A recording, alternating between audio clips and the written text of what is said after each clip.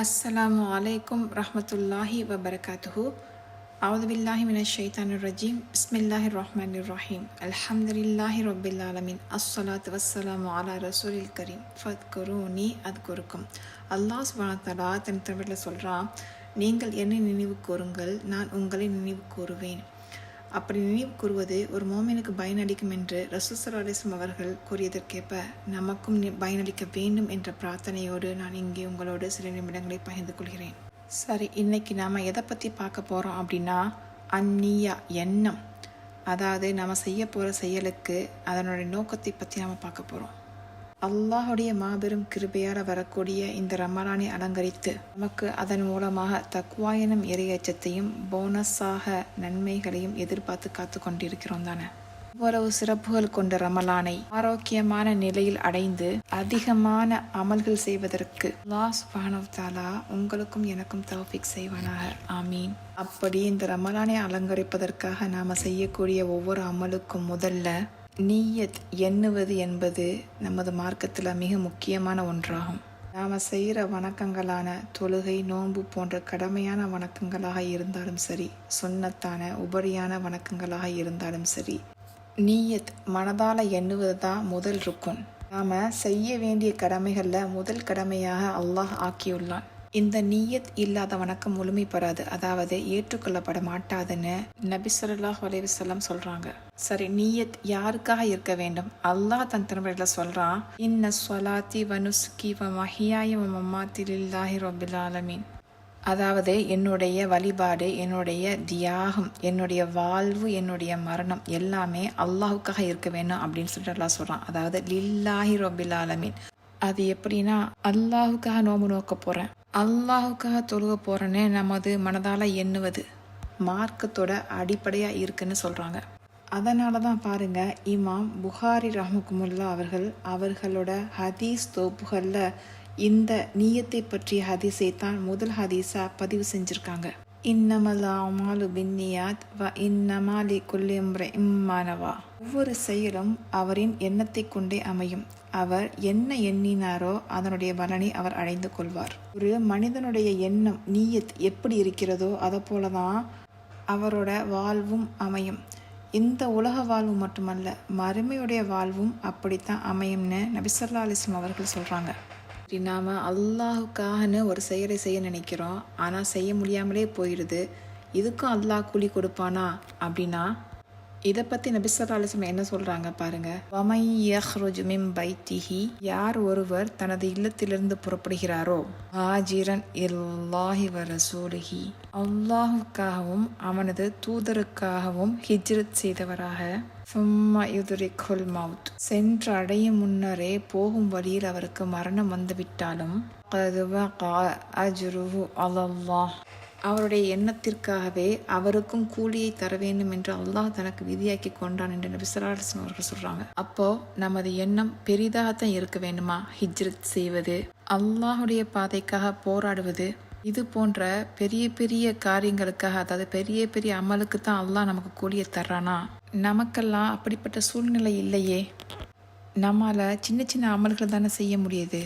இது போன்ற சின்ன சின்ன விஷயங்களுக்கெல்லாம் அல்லாஹ் கூலி கொடுப்பானா அப்படின்னா, இதை பற்றியுமே அல்லாஹ் தன் திருமறையில் என்ன சொல்கிறான் அப்படின்னு சொன்னால், எந்த ஒரு செயலை செய்வதாக இருந்தாலும் அந்த செயல் அல்லாஹுக்காக இருக்குமே ஆனால் அவருக்கு அதனுடைய விளைச்சலை அதிகமாக்குகின்றான், அதாவது அதற்கும் கூலி உண்டு அப்படின்னு அல்லாஹ் சொல்கிறான். ஆனால் இந்த ரமலானோ கூலியை பன்மடங்கு ஆக்குவதற்கென்றே ஏற்படுத்தப்பட்ட மாதம் என்று நபி ஸல்லல்லாஹு அலைஹி வஸல்லம் அவர்கள் சொல்கிறாங்க. அப்படிப்பட்ட ரமலான் இன்னும் 2 நாட்களில் நம்மை நோக்கி வந்துவிடும். அதற்காக, அதனை அலங்கரிப்பதற்காக நாம் தயாராக இருக்கிறோமா? பருவத்தை பயிசை என்பார்கள். நாம் இந்த மாதத்தை தவறவிட்டா வேற எந்த மாதத்தில் தான் நன்மையான காரியங்களை செய்ய போகிறோம்? ஒரு மனிதர் இந்த ரமலானை அடைந்தாலே பாக்கியசாலின்னு நபி ஸல்லல்லாஹு அலைஹி வஸல்லம் சொல்கிறாங்க. அதாவது ஒரு மனிதர் ரமலானை அடைந்து அவனது பாவங்கள் மன்னிக்கப்படாத நிலையில் அவன் அந்த ரமலானை விட்டு பிரிந்து செல்கிறான் என்றால் அவனை விட மோசமானவன் யார் இருக்க முடியும்? அவனை விட ஒரு நஷ்டவாளி வேறு யார் இருக்க முடியும் என்று சொல்லும் அளவிற்கு இந்த ரமலான் ஒரு மனிதனை பரிசுத்தப்படுத்துகிறது, அதாவது தூய்மைப்படுத்துகிறது. சரி, நியத் என்றால் என்ன, அதன் முக்கியத்துவத்தை கற்றுத்தந்த நமது மார்க்கம் இந்த ரமலானை எப்படியெல்லாம் அலங்கரிக்கலாம் என்பதையும் சொல்லித்தருது. இதில் முதல்ல நோன்பு. ரமலான் வந்தாலே நாமெல்லாம் நோன்பு நோற்பது நம் மீது கட்டாய கடமையாக்கப்பட்டிருக்கு. இதை குறித்து அல்லாஹ் தன் திருமறையில் என்ன சொல்கிறான் அப்படின்னா, உங்கள் மீது மட்டுமல்ல உங்கள் முன்னோரின் மீதும் கடமையாக்கப்பட்டிருக்கு அப்படின்னு சொல்கிறான். நாம் மட்டுமல்ல, நம் முன் சென்ற சமுதாயத்தின் மீதும் இந்த நோன்பு கடமையாக்கப்பட்டிருந்திருக்கு. அப்போது இந்த ரமலானை நோன்பை கொண்டு அலங்கரிப்பது நமது முதல் எண்ணமாக இருக்க வேண்டும். இரண்டாவதாக குர்ஆனுடான தொடர்பு நமக்கு அதிகம் இருக்க வேண்டும். அதாவது ஓதுவது, இன்னும் அதனை புரிந்து கொள்ள முயற்சிப்பது, இது போன்ற விஷயங்களில் நாம் கவனம் செலுத்த வேண்டும். ஷஹரு ரமலான்னா ஷஹரு குர்ஆன் என்று சொல்லும் அளவிற்கு இந்த மாதத்தில் தான் குர்ஆன் இறக்கி அருள பெற்றது. இந்த மாதத்தில் ஓதுவது மட்டுமல்லாமல் ஒவ்வொரு நாளும் 2 வசனங்களிலாவது அதில் என்ன சொல்லப்பட்டிருக்கு அப்படிங்கிறத புரிஞ்சு கொள்ள முயற்சிப்போம். மூன்றாவதாக இரவு வணக்கம். வேளை தொழுகை கடமையாக்கப்படுவதற்கு முன்னால் இந்த இரவு தொழுகையை தான் அல்லாஹ் கடமையாக்கி இருந்தான்.